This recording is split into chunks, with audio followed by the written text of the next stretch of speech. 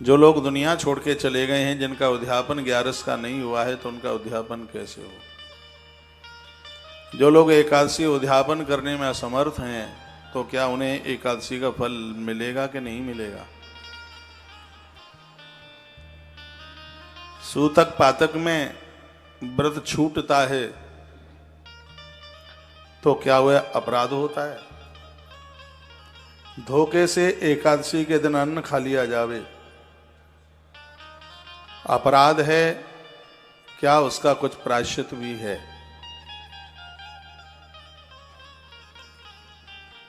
ऐसे और तमाम जानकारियां 11 के माध्यम से एकादशी के इस 2 दिन के इस प्रवासीय कार्यक्रम के माध्यम से यह सुनने का मौका मिलेगा। तो हरि वैष्णव जन हैं, वैसे विष्णु प्रिया तिथि को जरूर आदर करें। इसको विष्णु प्रिया तिथि कहते हैं, हरि प्रिया तिथि है। भगवान को यह तिथि बहुत प्रिय है। आइए, मैं उधर की ही तरफ चल रहा हूं। सबसे पहले मैं श्रीमद् भगवद गीता का एक श्लोक बोल दूं, क्योंकि आज गीता जयंती है। और यह मैं अपनी बड़ाई नहीं कर रहा हूं, भगवान मुझे क्षमा करे। 7 वर्ष की उम्र में हम लोगों को श्रीमद् भगवत गीता के सैकड़ों श्लोक कंठस्थ थे, याद थे बिल्कुल। आज भी याद में ये बात होती है। ऐसे कल्चर में जन्म हुआ था, ऐसे धार्मिक परिवार में जन्म हुआ, जहां पर चाय को पीना अपराध माना जाता था। श्रीमद् भगवत गीता तो हमारी धमनियों में है। 6 चीजों का अति आदर करना। एक है गोविंद, एक है गंगा। नियम बना लो, गंगा का नित्य सेवन करो, नित्य आचमन करो। मेरी आप बहुत सी बातें मानते हैं, तो क्या आप मेरी इतनी सी बात नहीं मान सकते कि स्नान के बाद 3 घूंट गंगाजल अपने मुख में डालिए। मैं ग्रंथों के ऊपर बड़ा विश्वास रखता हूं, और यह एकादशी को मैं बहुत हृदय से बोल रहा हूं। मृत्यु के समय पर कष्ट नहीं होगा, बिल्कुल मुस्कुराते हुए प्राण निकलेंगे, कीर्तन करते हुए दम निकलेगी। वर्तमान समय में रोग नहीं सताएंगे, स्वभाव कर्कश नहीं होगा। यह मां भगवती गंगा की महिमा है। भगवान शंकराचार्य कहते थे, भारत की धरती पर जन्म लेने वाला प्राणी यदि गंगा से अनभिज्ञ है, तो मनुष्य बनना और न बनना कोई फर्क नहीं पड़ा। आप मेरी बहुत बातें मानते हैं,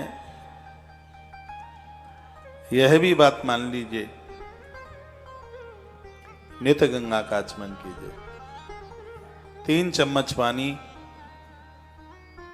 आपके हृदय में, पेट में पहुंचना ही चाहिए।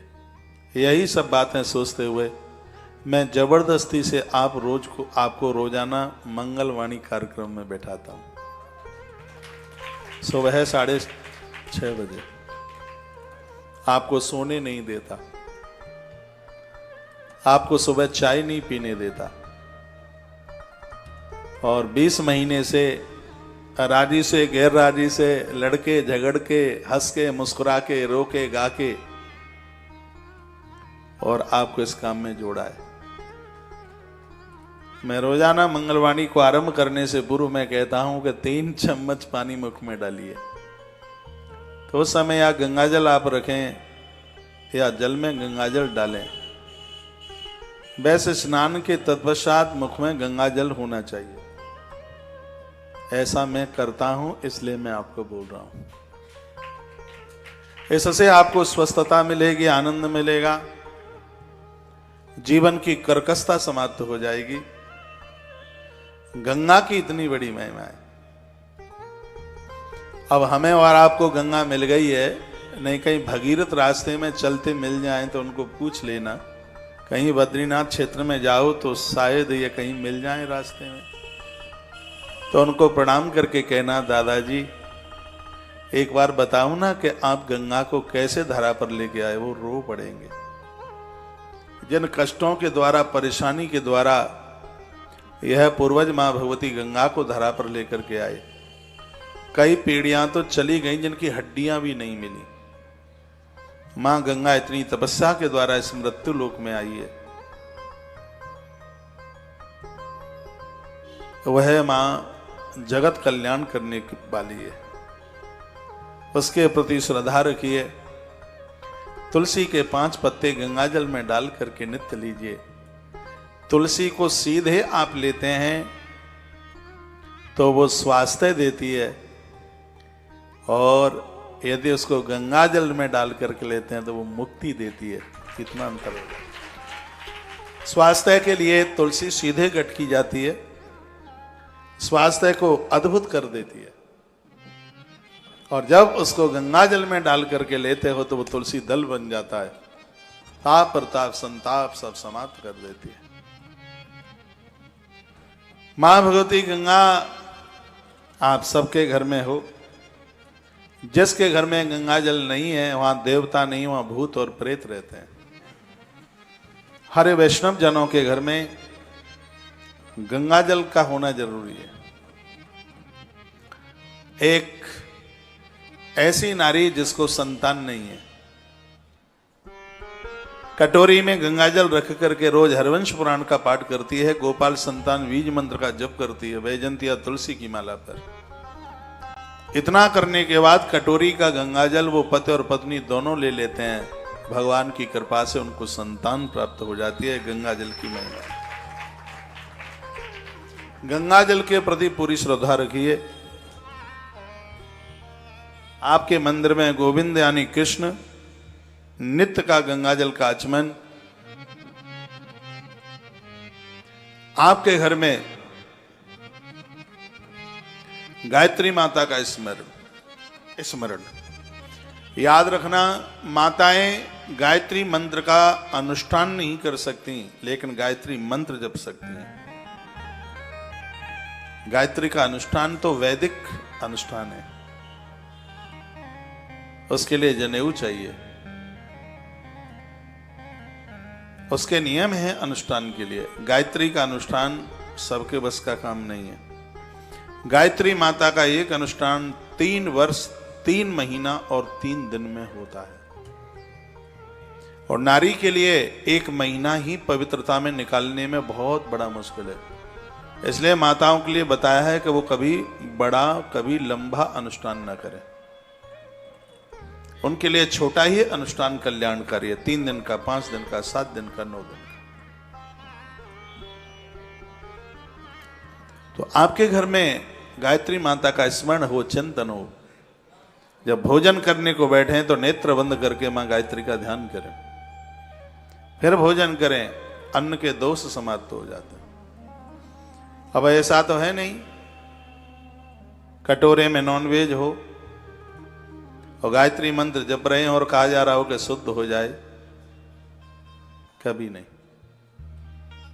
सात्विक शाकाहारी भोजन लीजिए, आप परम वैष्णव जन हैं। रावण कहता था कि हो यही भजन तामस देहा, मन क्रम वचन मंत्र दृढ़ एहा। भजन नहीं होगा क्योंकि तामसी अन्न से शरीर बढ़ा हुआ है। इसलिए अपने आहार को सात्विक बनाइए। मां तो गायत्री का आवाहन करके, वंदन प्रणाम करके भोजन कीजिए। तत्पश्चात अगला सूत्र है मातु गाय। घर की पहली रोटी गौ माता को नित्य दीजिए। गाय के प्रति श्रद्धा रखिए। गाय के बिना कन्यादान नहीं। अभी हम इस रुक्मिणी मंगल में कह रहे थे कि बेटी के लिए कन्यादान एक पिता इसलिए करता है क्योंकि अनजान में बहुत गलतियां हो जाती हैं और बेटी उस अपराध से प्रायश्चित ले लेती है, निपटारा हो जाता है। इसलिए कन्या के लिए गोदान किया जाता है। जो कन्यादान में जो गोदान किया जाता है वो कन्या के निमित्त किया जाता है। इसमें 2 प्रकार हैं। एक तो बेटी के नाम से ब्राह्मण को गैया दी जाती है और एक वह गाय बेटी की ससुराल भेजी जाती है। आजकल बेटियां तो फ्लैट में रहती हैं, तो वहां गैया भैया बांधने की तो फिर व्यवस्था नहीं है। इसलिए हम जैसे लोग इस देश में निकल पड़े हैं आपकी गैया को सुरक्षित रखने के लिए। गाय के प्रति पूरी श्रद्धा रखिए। अगली बात मैं निवेदन कर रहा हूं वह है गुरु। गुरु बिन भवनिधि तरहि न कोई, जो विरंज शंकर सम होई। गो शब्द अंधकारोस्ति ऋषब्द प्रकाशिता। जो अंधकार के दलदल से निकालकर हमें प्रकाश के पहाड़ पर बिठा देता है वह गुरु है। बड़े भाग्य के द्वारा गुरुजन मिलते हैं, हरि कृपा के बिना यह संभव नहीं है। अब मोहि भरोसा हनुमंता, अब मोहि भरोसे हनुमंता, बिनु हरि कृपा मिलहि नहीं संता। अब मोहि भरोसे हनुमंता, बिन हरि कृपा मिलहि नहीं संता। अब मोहि भरोसे हनुमंता, बिन हरि कृपा मिलहि नहीं संता। यह भगवान की कृपा के बिना संभव नहीं है। जीवन में कोई सच्चा गुरु साधु ये भगवान की कृपा से ही प्राप्त होगा। और अगली बात मैं निवेदन कर रहा हूं उसका नाम है गीता। गीता स्वगीता कर्तव्य, जो हमें कर्तव्य करना सिखाती है, हमें जीना भी सिखाती है, गीता हमें मरना भी सिखाती है। तो श्रीमद् भगवत गीता का एक श्लोक बोल करके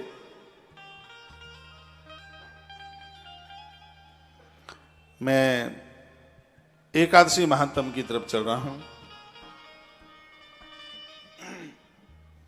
एक बार जयकारा लगाइए, बोले एकादशी मैया की, गैया मैया की जय। जय श्री राधे, जय जय श्री राधे, जय जय श्री राधे। सर्वधर्मान् परित्यज्य मामेकं शरणं व्रज, अहं तां सर्वपापेभ्यो मोक्षयिष्यामि मा शुचा। सर्वधर्मान् परित्यज्य, इस श्लोक को बहुत ध्यान से सुनिए। लोग इसकी व्याख्या कहते हैं कि भगवान कृष्ण ने यह कहा था सब पूजा पाठ देवी देवताओं को छोड़ करके मेरी शरण में आ जाओ और मैं तुम्हारा कल्याण कर दूंगा। इसका यह अर्थ बिल्कुल अनुचित है। भगवान ने कहीं नहीं कहा कि तुम देवताओं को छोड़ करके आ जाओ, अपने भजन को छोड़ करके आ जाओ मेरी शरण में, मैं उद्धार कर दूंगा। वो कहते हैं सर्वधर्मान परित्यज्य। जहां इधर उधर भटक रहे हो ना, कहीं पीर पर चद्दर उड़ा रहे हो,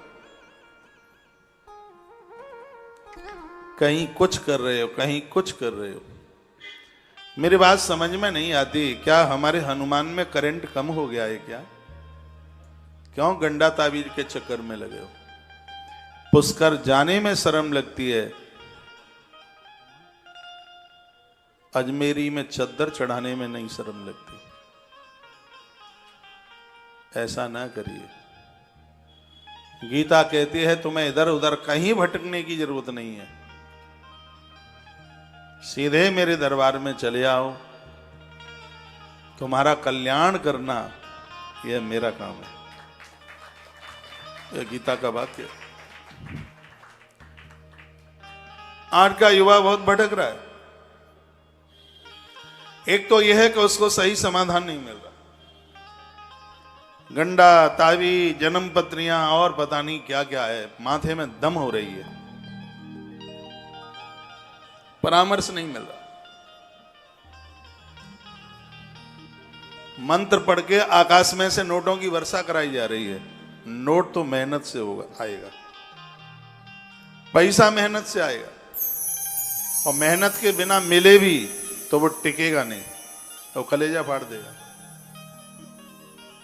साधना, पूजा, आराधना का सहारा तो इसलिए लिया जाता है कि धन आने के रास्ते खुल जाएं। ऐसा नहीं होता है कि तुम आराम से घर में सोहो, तान दुपट्टा और नोट की गड्डियां ऊपर से बरसें। टेलीविजन पर आजकल ऐसे ही उपाय ज्यादा बताए जाते हैं, कहा आकाश छप्पर फाड़ करके धन आएगा। हनुमान जी की स्तुति कैसे करें, ये वीडियो नहीं देखी जाती। छप्पर फाड़ करके पैसा कैसे आएगा, लाख लाख लोग देखते हैं मिनटों में वीडियो। छप्पर फाड़ के कैसे आएगा। पुरुषार्थी बनिए, मेहनती बनिए, हमें निकम्मा नहीं बनना, आलसी नहीं बनना। गीता कहती है अकर्मण्य नहीं बनना, हरामी कामचोर नहीं बनना, मेहनती बने, आस्तिक बने, भगवत आराधना करें, प्रभु का चिंतन करें अर्जुन की तरह। अर्जुन बहुत मेधावी है, मेरा फेवरेट पात्र है अर्जुन पारथ। गीता युधिष्ठिर को नहीं सुनाई। गीता नकुल सहदेव भीम बहुत प्रिय हैं गोविंद को, लेकिन गीता भीम को भी नहीं सुनाई। गीता गोविंद उसे सुनाते हैं जिसने श्री द्वारका में भगवान कृष्ण के चरणों में खड़े होकर के कहा था, हे द्वारकाधीश, नारायणी सेना भाई दुर्योधन ले गया है, मुझे कोई कष्ट नहीं है। आपने संकल्प लिया है कि मैं महाभारत के युद्ध में हथियार नहीं उठाऊंगा, इससे गोविंद हमें बिल्कुल कोई तकलीफ नहीं है। आप मुझे कहते हैं कि अर्जुन मैं तुम्हें कुछ नहीं दे पाया, मैं नियत्था खड़ा रह गया। हे द्वारकाधीश, हम राज्य के लिए आपसे युद्ध करवाएं? कभी भी नहीं। आपने कहा मुझे कि मैं तुम्हें नारायणी सेना नहीं दे पाया, तो सरकार आपके चरणों में सौगंध खा करके कहता हूं, नारायणी सेना के द्वारा इस युद्ध में मुझे विजय भी मिल जाएगी, तो उसको मैं अपनी पराजय समझूंगा, और नारायण के द्वारा मुझे पराजय भी मिल जाएगी तो उसको मैं अपनी विजय समझूंगा। हे गोविंद, मुझे नारायणी सेना नहीं चाहिए, मुझे द्वारका का नारायण चाहिए। पूजा में नित्य बैठा करो और ईश्वर के साथ ऐसी ही बातें किया करो, ऐसा ही चिंतन किया करो। यत्र योगेश्वर कृष्णो यत्र पार्थुर्धनुर्धरा। यहीं से लगा दो, सीधे लगाओ, यहां भी लगा दो।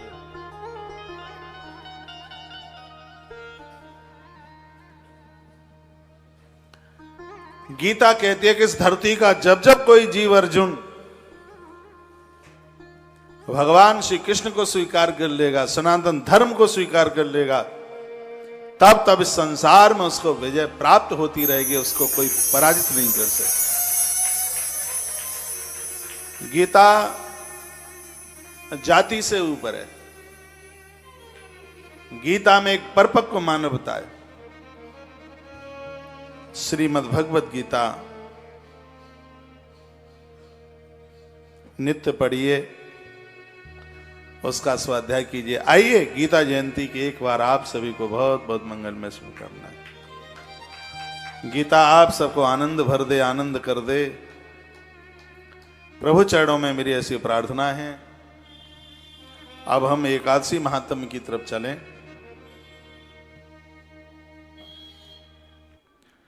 तो वर्णन किया गया है, देश ग्राम कुलानि शूरभाग वंचित कृतादिषु कलौ तो केवलम कर्ता फल भुक्तन्य पापयो। इस कलकाल में किए गए सदकर्म का हाल ही पुण्य मिलता है और हाल ही पाप का परिणाम मिलता है। पहले युगों में टाइम लगता था, यहां तो हाल ही देरी नहीं है। अच्छा करो अच्छा पाओ। वर्णन किया है कि इस कलयुग में पापों को जलाने के लिए एकादशी के व्रत से परम साधन कोई दूसरा है ही नहीं, ऐसा वर्णन है। विशेष रूप से तो यह 11 एकादशी हम कलयुग के लोगों के लिए ही भगवान ने कृपा करके प्रकट कर दी। मुर नाम का दैत्य किसी भी प्रकार से कब्जे में नहीं आ रहा था। देवता इसके द्वारा बड़े परेशान थे। ये सब महादेव के पास पहुंचे। भगवान महादेव ने कहा कि इस निशाचर को जीतने के लिए भगवान नारायण के पास जाना होगा।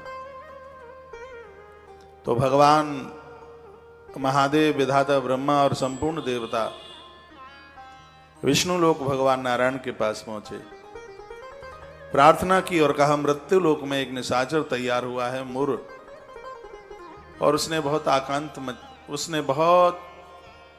आकांत मचाया है। कैसे भी इसे रक्षा करो। इसने धर्म पुण्यों को समाप्त कर दिया है। धर्म सदकर्म लुप्त हुए जा रहे हैं। प्रभु कैसे भी इसका मारण करो। भगवान श्री बद्रीनाथ की भूमि में आकर के प्रकट हुए। बहुत घमासान इसके साथ युद्ध हुआ। कैसे भी मरने में नहीं आ रहा था ये। भगवान इतने थक गए थे कि भगवान एक गुफा में जाकर के सो गए। दोपहर का समय था। यह प्रभु को ढूंढता ढूंढता उस गुफा में जाकर के पहुंचा। भगवान शयन कर रहे थे, सो रहे थे। जैसे ही इसने प्रभु नारायण के ऊपर प्रहार करने की कोशिश करी, उसी समय भगवान नारायण के हृदय से एक दिव्य तेज प्रकट हुआ और वह तेज एक स्त्री के रूप में प्रकट हुआ और उस नारी ने शीघ्र ही उस मुर नाम के दैत्य को समाप्त कर दिया, खत्म कर दिया। यह तेज भगवान के देह से प्रकट हुआ। जब राक्षस समाप्त हो गया, भगवान के नेत्र खुले तो उन्होंने दिव्य देवी को वहां देखा। तो भगवान ने कहा, हे देवी, तूने आज इस निशाचर को समाप्त किया है। तेरे दर्शन मात्र से लोग अपने 11 तत्वों को जीत लेंगे। 5 ज्ञानेंद्रिय, 5 कर्मेंद्रिय और 11वां मन। जिसका मन वश में नहीं होगा, जिसकी 10वां इंद्रियां वश में नहीं होंगी, तेरे नाम करके वो अपने 11 तत्वों को जीत लेंगे। तेरी कृपा से है जीव 11 तत्वों को जीतेगा तब वो मोक्ष को प्राप्त होगा। इसलिए हे देवी, आज से लोग 11 तत्वों को जीतने वाली देवी, लोग तुझे 11 के नाम से जानेंगे, एकादशी के नाम से जानेंगे। इस बद्रीनाथ क्षेत्र की महिमा बढ़ जाएगी। तेरा आगमन यहां पर हुआ है, लोग तेरा व्रत करेंगे। हर महीने में 2 बार तुम्हारी पवित्र तिथि आएगी। लोग तुम्हें वंदन करेंगे, पूजन करेंगे। भगवान नारायण कहते हैं कि तुम्हारा नाम 11 एकादशी भी होगा और तुम्हारा नाम विष्णु प्रिया भी होगा। भगवान बोले, जब देवताओं को शयन करने की जरूरत होगी उस दिन भी पवित्र मुहूर्त तेरे नाम से होगा, और जिस दिन देवता जगने को जाएंगे उस दिन भी पवित्र मुहूर्त तेरे नाम से ही होगा। जिस दिन आषाढ़ मास में देवता शयन के लिए जाते हैं उसको देव शयनी एकादशी कहते हैं, और जिस दिन देवता जागते हैं उसको हरि प्रबोधनी एकादशी कहते हैं। ऐसी यह ग्यारस जो ताप प्रताप और संताप सब को दूर करती है। हरि वैष्णव जनों को एकादशी का व्रत करना ही चाहिए। ग्रंथ में लिखा है, जिन्होंने एकादशी का व्रत करके उसका उद्यापन किया है, उनका परिवार दिन दुना रात्रि चौगने के रूप में उभरता है। मृत्यु के समय पर किसी भी प्रकार का कष्ट नहीं होता। नारद पुराण में लिखा है, एकादशी का व्रत करने वाले लोग यमराज के रास्ते से नहीं जाते, वो किसी न किसी प्रकार से भगवान नारायण के गरुड़ की पीठ के ऊपर प्रस्थान करते हैं। मैं आग्रह पूर्वक निवेदन करना चाहूंगा, आप क्या क्या तीज त्योहार व्रत करते हैं कीजिए, लेकिन आप एकादशी का व्रत जरूर कीजिए। मैं बहुत छोटी उम्र से ग्यारस का व्रत करता हूं। मैंने 2010 में एक बार उद्यापन किया है, लेकिन मैं बड़ा वडभागी हूं, बहुत भाग्यशाली हूं। लगभग मुझे 42-43 वर्ष हो गई हैं, 42-40 तो हो ही गई होंगी। 7 साल की उम्र से मेरी एकादशी चल रही है, तो ये आनंद की बात है नहीं क्या? एकादशी के दिन 40 वर्ष से जिसके पेट में अन्न न गया हो भूल से भी, तो भगवान की बहुत बड़ी कृपा ही है। 6-7 साल की उम्र से, आयु से 7 साल की उम्र से 11 से एकादशी उद्यापन करने के बाद भी कभी रोटी नहीं खाई। मां भगवती एकादशी ने सब कुछ दिया है। गौ मां की सेवा दी है, भागवत की पीठ दी है, और ये कैसे कहना मिलूं, कैसे ये कहना कैसे भूलूं, इसने आपको भी तो हमें दिया है। आज आश्रम माध्यम बना है आपके एकादशी के उद्यापन के लिए। आप हमें बहुत आशीर्वाद देके जाएंगे, हमें पता है, जिससे हम ठीक से श्वासें लेते रहेंगे, जिससे हम ठीक से जीवन जीते रहेंगे। मैं भगवान के चरणों में प्रार्थना करना चाहूंगा कि हे प्रभु, एकादशी उद्यापन के लिए जितने भी ये भक्त चल करके यहाँ आए हैं, ये जिस युग में भी इस धरती पर जन्म लें, इनको अपने आप से जरूर जोड़ना। भगवान आपके चरणों में प्रार्थना है। एकादशी का व्रत करने वाले लोग साधारण नहीं होते, उन्हें हरि भगत कहा गया है, उन्हें हरि प्रेमी कहा गया है। पूरा देश मुझे सुन पा रहा है, आपसे बने तो आप एकादशी का व्रत जरूर करना। जिनके घर के पूर्वज पुरखे लोग जो ग्यारस छोड़ करके गए हैं, तो यह उद्यापन नहीं कर पाए, तो उसका विधान ये है, उनके निमित्त 1 साल तक एकादशी का व्रत कर ले।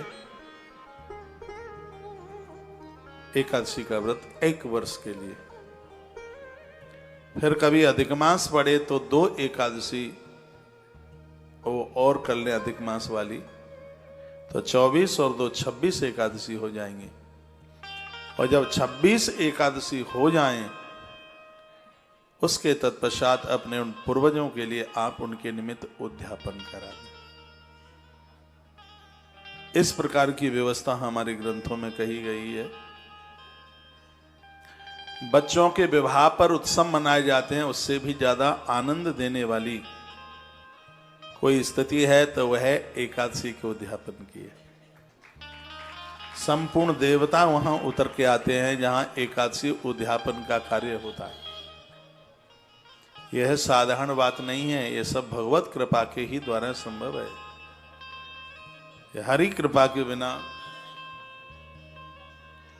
यह बिल्कुल संभव नहीं हो सकता। जिनका उद्यापन हुआ है, उद्यापन के बाद भी एकादशी कर सकते हैं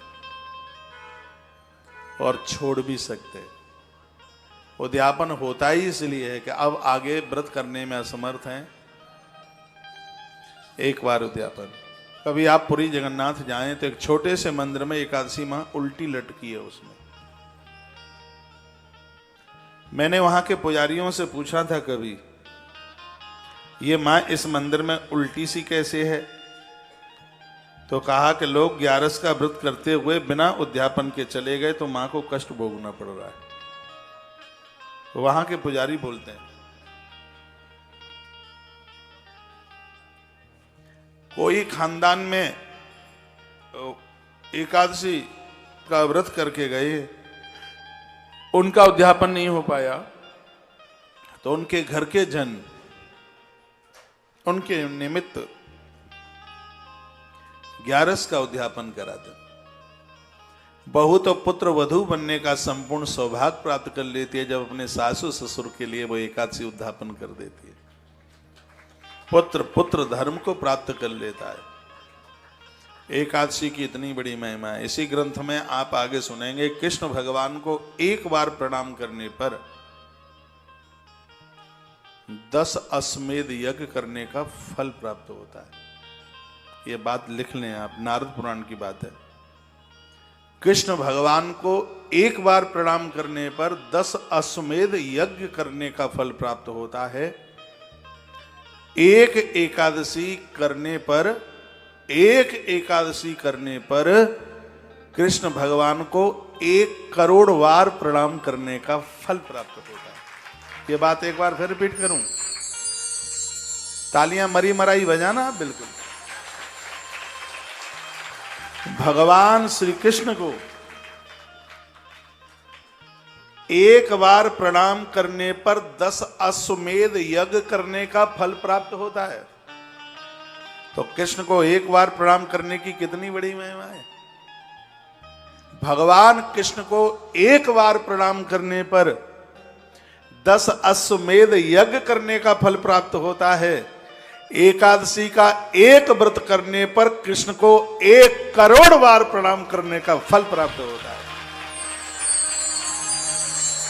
यह है 11 की महिमा, यह है एकादशी की महिमा।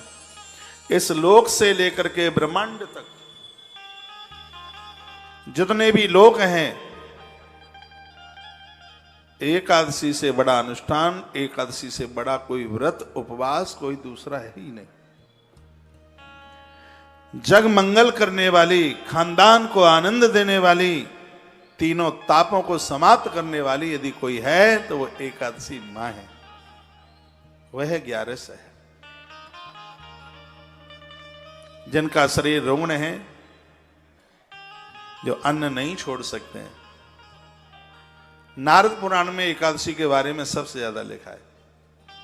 उस नारद पुराण में लिखा है, एक एकादशी का जप 108 बार, तो 26 एकादशी होती हैं तो 26 माला हो गई। कोई ज्यादा टाइम नहीं लगता है, 26 माला करने में कोई बहुत ज्यादा टाइम नहीं लगेगा,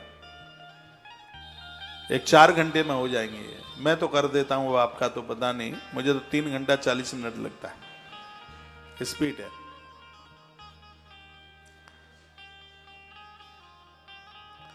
सुनिए, सुन लें, चलो आप 6 घंटे में कर लेंगे। जो अन्न नहीं छोड़ सकते ऐसे लोग 108 बार 26 एकादशी का उच्चारण करने पर वह एकादशी का व्रत करने का फल प्राप्त कर लेते हैं। एकादशी का व्रत करने का उन्हें फल प्राप्त, ये उनके लिए जो एकादशी करने में रुग्ण हैं, असमर्थ हैं, दिक्कत परेशानी है, उनके लिए। एक बड़ी और सुंदर बात कही, जो एकादशी नहीं कर सकते, एकादशी की बड़ी महिमा है। यदि जो नहीं करते वो एकादशी के दिन चावल ना खाएं, मटर मसूर ना खाएं, दाल ना खाएं, और दोपहर के भोजन में रोटी भी ना खाएं, पराठा खा लें, पूड़ी खा लें, रोटी ना खाएं। दोपहर में अपने घर में दाल चावल रोटी न बनाई, पूड़ी बना लो, पराठा बना लो, दही बूरे से खा लो, खीर बना करके खा लो, सब्जी बना लें, साग बना लें।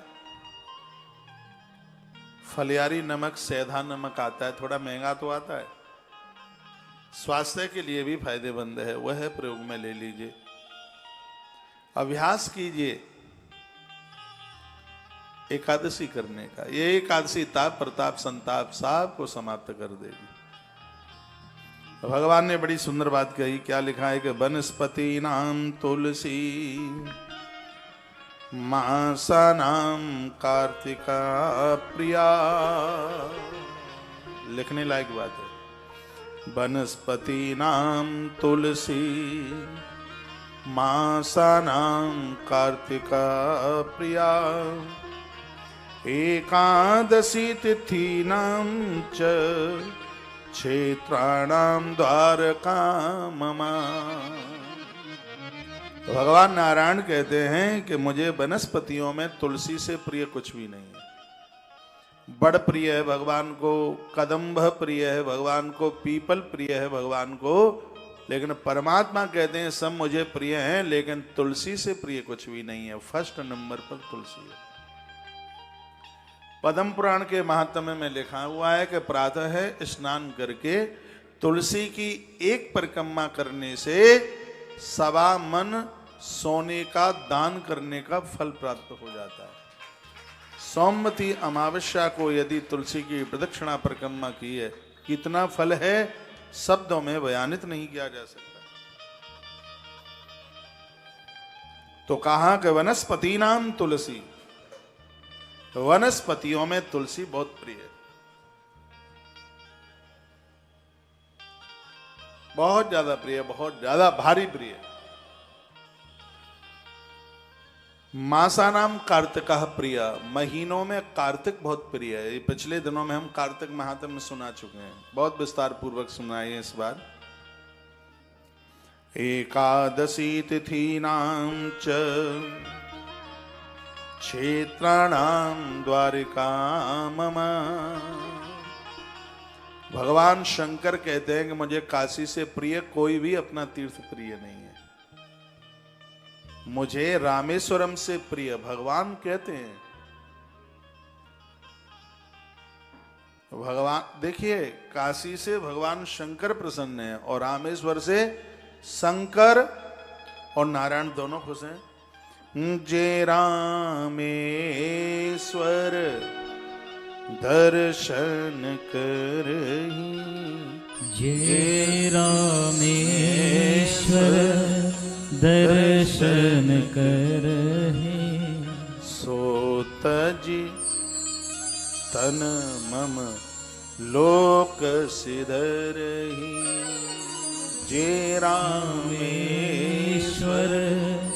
दर्शन करहि, सो तजि तन मम लोक सिधरहि। गाइए। जे रामेश्वर दर्शन करहि, जे रामेश्वर दर्शन करहि, सो तजि तन मम लोक। भगवान कहते हैं उसका तो शरीर छूटते ही सीधे मेरे धाम जाता है। रामेश्वर की इतनी महिमा ग्रंथों में भारी महिमा। मैं कहूंगा कि मनुष्य जीवन मिला, 3 रात्रि रामेश्वर रह के आइए।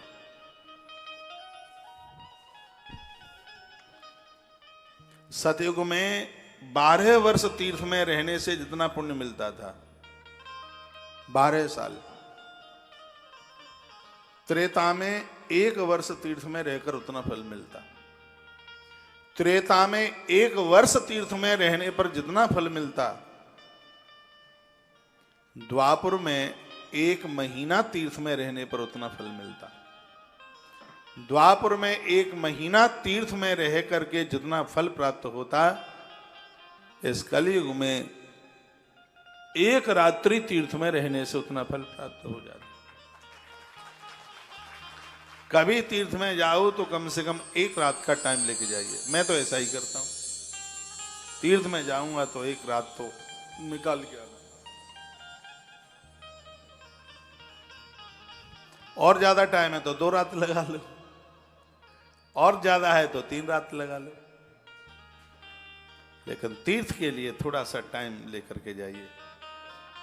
आप सबको पता है कि साल 2022 में रामेश्वरम में कथाएं शिव महापुराण की, मालूम है क्या? अनाउंस सुना है? आगे आने का मन बना लीजिए।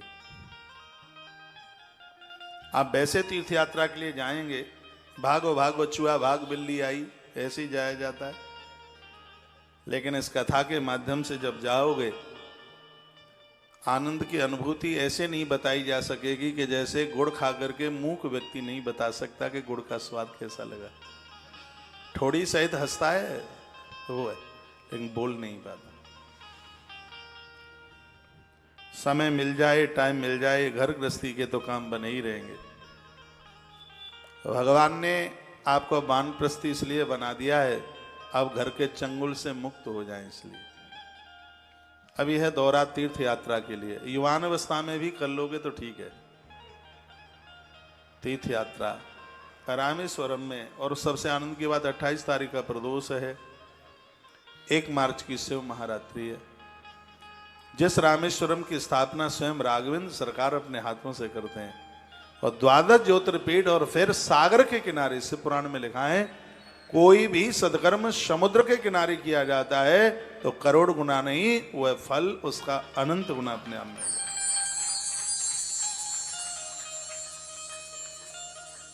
टाइम मिल जाए तो देख लेना, समय मिल जाए तो बना लेना प्रोग्राम। आप सब कहां जा रहे हैं खड़े हो के?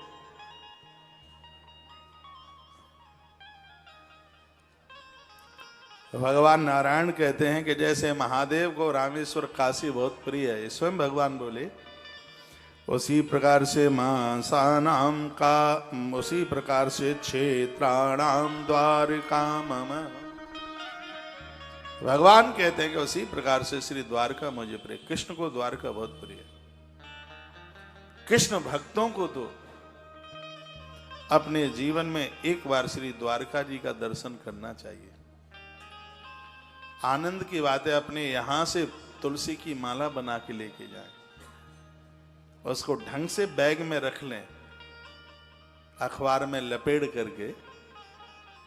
बद्रीनाथ या वृंदावन की तुलसी की माला और श्री द्वारका जी में द्वारका नाथ के कंठ में चढ़ाई जाती है, तो उसका महत्व तो ऐसे है जैसे गंगोत्री का गंगाजल रामेश्वर के ऊपर चढ़ाया गया। गंगोत्री का जल रामेश्वरम के ऊपर चढ़ाया जाता है, महादेव प्रसन्न होता है। ब्रज की तुलसी की माला श्री द्वारकाधीश के कंठ में चढ़ाई जाती है, भगवान अति प्रसन्न होते हैं, बहुत खुश होते हैं। तो क्षेत्राणाम द्वारका मम। अभी तो ऐसा कोई प्रोग्राम है नहीं, लेकिन जब व्यासपीठ से कभी आपको श्री द्वारका जी का निमंत्रण मिले तो 100 जंजीरें तोड़ करके आ जाना, रुकना मत।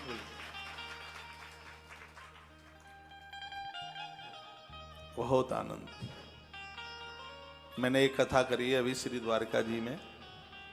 वहां के पुजारी जी आए एक दिन बोलने को, कुछ माइक में बोले, कहते हैं महाराज हमारे द्वारकाधीश के बारे में जानते हो? हमने कहा हम तो श्रोता हैं, आप ही बताओ।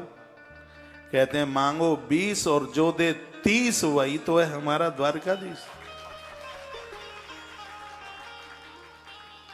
आप जन गए होंगे द्वारका जी, कभी आइएगा द्वारका, श्री द्वारका। वहां भी कभी किसी कार्यक्रम का आनंद ले लेंगे, अच्छा लगेगा। तो वर्णने क्षेत्राणाम द्वारका ममः। भगवान कहते हैं कि क्षेत्रों में मुझे द्वारका प्रिय है। एकादशी तिथि नाम च। भगवान बोले तिथियां तो बहुत हैं, लेकिन तिथियों में मुझे एकादशी से प्रिय कोई दूसरी तिथि नहीं है। शाम का समय हो रहा है, संध्या के समय में सोते नहीं है, जाग करके कथा सुनी है। और वैसे भी 11 को तो आधी रात्रि तक सोया ही नहीं जाता। एकादशी का दिन है, भगवती राधा रानी के क्षेत्र में बैठे हुए हैं। भगवान श्री बांके बिहारी जी महाराज यहाँ के अधिपति देव हैं। इनकी कृपा के बिना तो कुछ संभव होता ही नहीं है।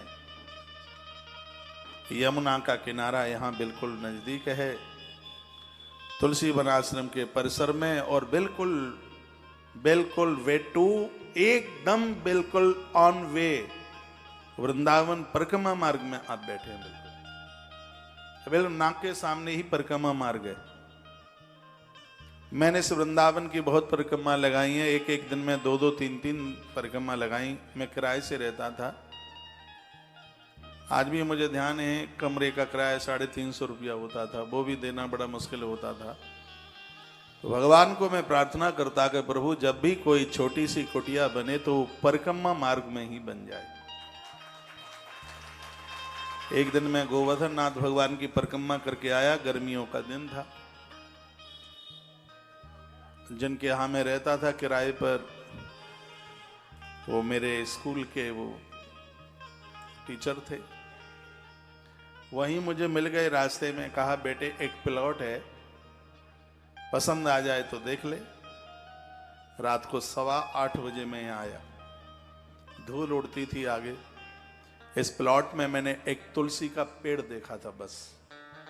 हमने कहा गुरुजी जगह हमें पसंद है, इसलिए तो इसका नाम तुलसी वनाश्रम है, इसलिए है इसका नाम तुलसी वनाश्रम। और वृंदास शब्द का पर्यायवाची शब्द है। ये जगह बड़ी सिद्ध है। यहां बहुत लंबे समय तक अखंड रामायण नीचे मंदिर में चला है, नीचे दर्शन करना बहुत सालों तक, बहुत लंबे समय तक, 1 मिनट के लिए भी बंद नहीं हुआ। इस हॉल में जहां आप रुकते हैं वहां मेरे गुरु महाराज की तस्वीर लगी है, उसके नीचे अन्नपूर्णा मां का एक बहुत बड़ा अनुष्ठान हुआ है। जब ये पहली छत पड़ी थी, इस धरती पर मेरे न होने के बाद भी तुलसी वन आश्रम की रसोई कभी बंद नहीं होगी। ये जगह सिद्ध है, यहां कभी रोटियों की कमी नहीं आएगी भगवान की कृपा से। इस आश्रम की पहली छत डलने पर ही, देखिए उस समय तो मेरा जीवन ही बाल्य ही काल था, बहुत लंबा समय हो गया है। मैं विद्यार्थी था जब ये आश्रम बना हुआ है, लेकिन सोच देखिए, सोच ही तो पनपती है। जेब में रुपया नहीं होता था और मन की भावना होती थी कि भगवान इतनी कृपा करे कि 10,000 लोगों को रोज भोजन कराए। क्योंकि मैं युधिष्ठिर को पढ़ता था महाभारत में, तो उसमें लिखा था कि युधिष्ठिर 10,000 ब्राह्मणों को भोजन किए बिना पानी भी नहीं पीते थे। और उन दिनों में मैं महाभारत पढ़ रहा था, परिक्रमा करता था वृंदावन में, केसी घाट पर यमुना मैया को प्रणाम करके यह कहता था, और जो जो मैंने इन देवताओं को कहा उन देवताओं ने वही कर दिया। आइए किशोरी इतना तो कीजिए, लाडली इतना तो कीजिए, जग जंजाल छुड़ाए बास बरसाने को दीजिए। लाडली इतना तो कीजिए, किशोरी इतना तो कीजिए।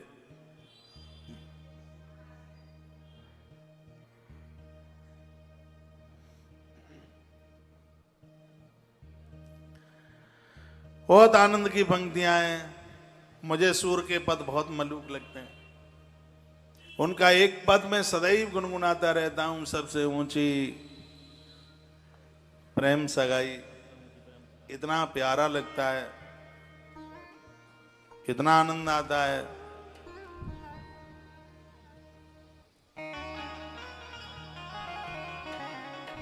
किसी ने कितनी सुंदर पंक्तियां लिखी, मीठे रस से भरी और राधा रानी लागे, मोई कारो कारो जमुना जी रो पानी लागे। किसी ने कितनी सुंदर पंक्तियां लिखी।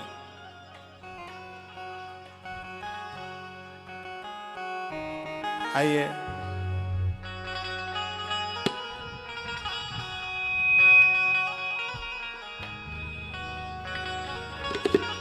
दो पंक्तियां बोल रहे हैं। एक कथा का मुझे नारियल लेना है। अभी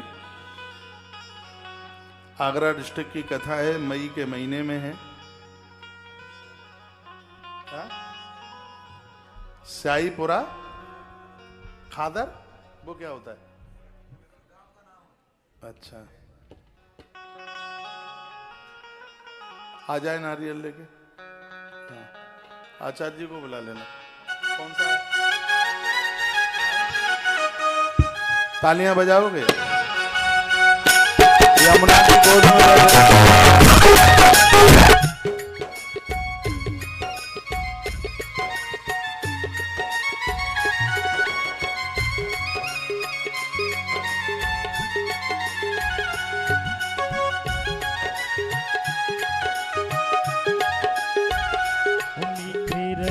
से भरौड़ी राधा रानी लागे, महारानी लागे।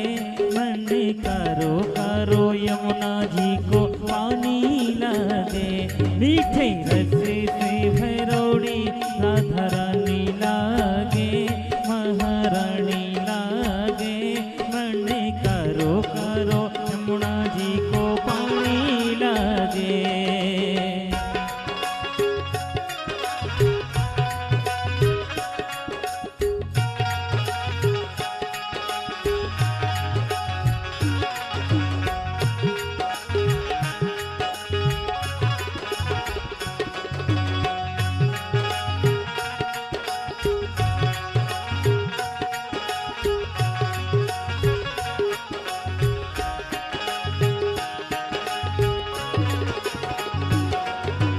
यमुना मैया कारी कारी राधा गोरी गोरी। यमुना मैया कारी कारी राधा गोरी गोरी। वृंदावन में धूम मचावे बरसाने की छोरी। आए हाय बरसाने की छोरी। ब्रज धाम राधा जी की राजधानी लागे, राजधानी लागे। मन करो करो यमुना जी को पानी लागे। मीठे रस से भरौड़ी राधा रानी लागे, महारानी लागे। मन करो करो यमुना जी को पानी लागे।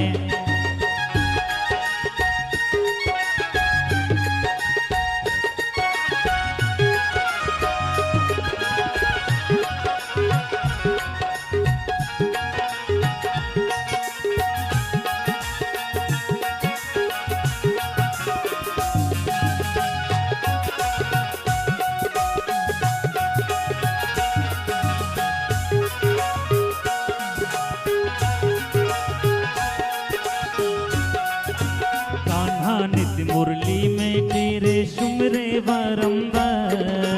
कान्हा नित्य मुरली में तेरे सुमरे बारंबार। कोट ने रूप धरे मन मोहन तऊ न पावे पार। रूपो रंग की छबीली, रूपो रंग की छबीली। पटरानी लागे, पटरानी लागे। मन करो करो यमुना जी को पानी लागे। मीठे रस से भरौड़ी राधा रानी लागे, महारानी लागे। मन करो करो यमुना जी को पानी लागे।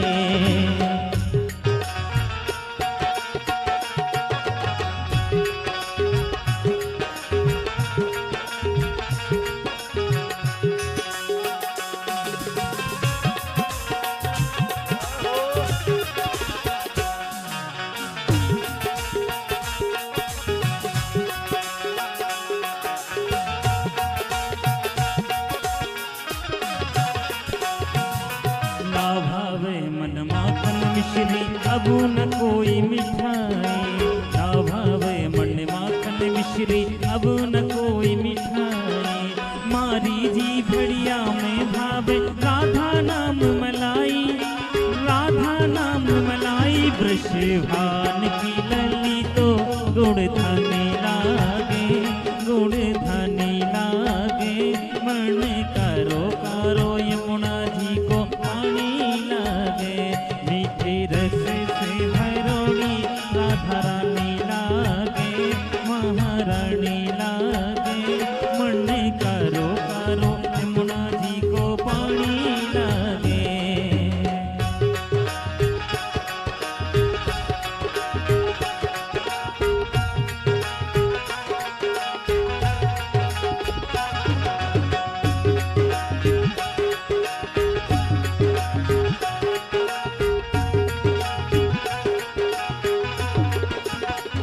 मेरा भोला है भंडारी करता नंदी की सवारी शंभुनाथ रे ओ शंकर नाथ रे।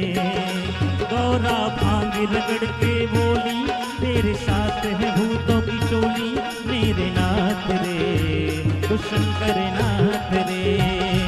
मेरा भोला है भंडारी करे नंदी की सवारी मेरे नाथ रे ओ शंकर नाथ रे।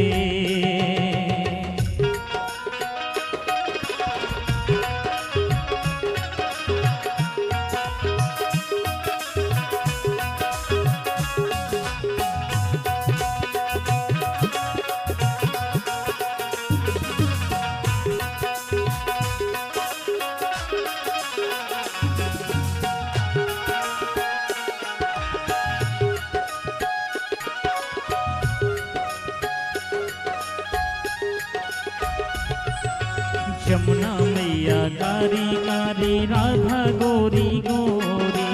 यमुना मैया कारी कारी राधा गोरी गोरी। वृंदावन में धूम मचावे बरसाने की छोरी हाय हाय बरसाने की छोरी। ब्रज धाम राधा जी की राजधानी लागे राजधानी लागे। मरने कारो कारो यमुना जी को पानी लागे मीठी रस से भरोड़ी राधा रानी लागे महारानी लागे।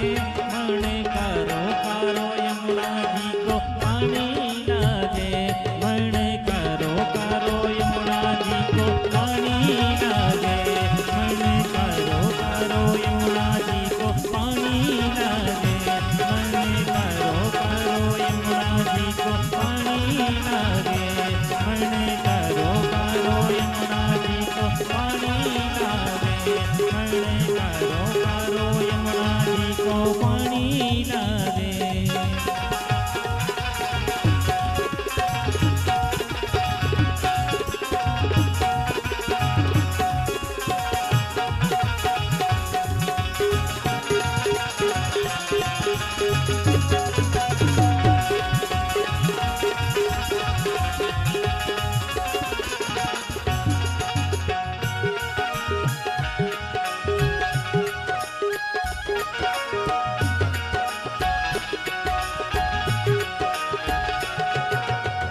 धर्मिया दो चार शिव जी पापियों जो मारदा।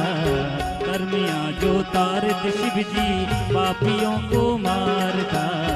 बड़ा ही दयाल मेरा भोले अमली महादेवा। तेरा डमरू डम डम डम डम बजता जाए रे हो महादेवा। तेरा डमरू डम डम डम डम बजता जाए रे। सर से तेरे बहती गंगा काम मेरा हो जाता चंगा मेरे नाथ रे हो शंभो नाथ रे। मेरा भोला है भंडारी करे नंदी की सवारी मेरे नाथ रे हो शंभो नाथ रे। मेरा भोला है भंडारी करे नंदी की सवारी मेरे नाथ रे हो शंभो नाथ रे।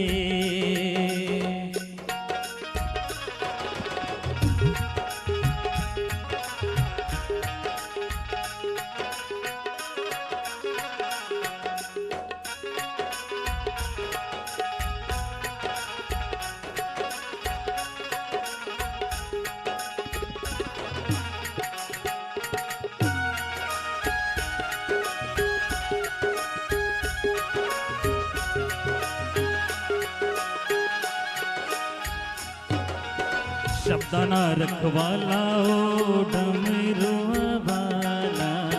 ऊपर कैलाश रहता भोलेनाथ जी। हो गौरा भांग रगड़ के बोली तेरे साथ है भूतों की टोली मेरे नाथ रे हो शंभो नाथ रे। मेरा भोला है भंडारी करे नंदी की सवारी मेरे नाथ रे हो शंभुनाथ रे।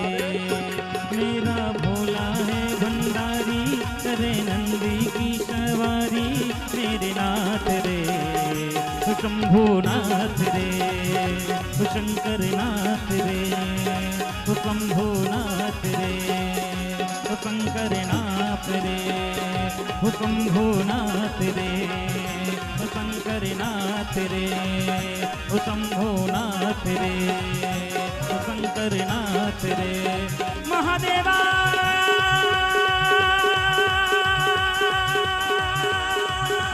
महादेवा महादेवा।